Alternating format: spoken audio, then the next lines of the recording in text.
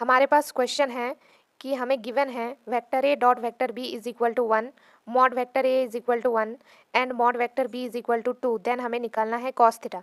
तो हमें पता है कॉस थीटा इक्वल टू होता है vector A dot vector B divide vector A dot vector B का मॉड। ठीक है, अब हमें कॉस थीटा का मान निकालना है। तो cos theta equal to vector A dot vector B given है 1 और हमारे पास मॉड ए वेक्टर दिया है 1 और मॉड बी वेक्टर दिया है 2, so 1 into 2, so cos theta equal to half. तो इस क्वेश्चन का आंसर हाफ ही होगा क्योंकि हमसे सिर्फ कॉस थीटा का मान पूछा है, लेकिन इसमें आपको एंगल भी पूछ सकता है। जब आपको फाइंड द एंगल बोला जाएगा तो आपको थीटा निकालना पड़ेगा, तब उस सिचुएशन में थीटा इक्वल टू करेंगे हम और कॉस उस साइड जाकर कॉस इनवर्स में कन्वर्ट हो जाएगा। So theta equal to cos inverse. अब इस हाफ को हम कॉस के टर्म में कैसे लिख सकते हैं?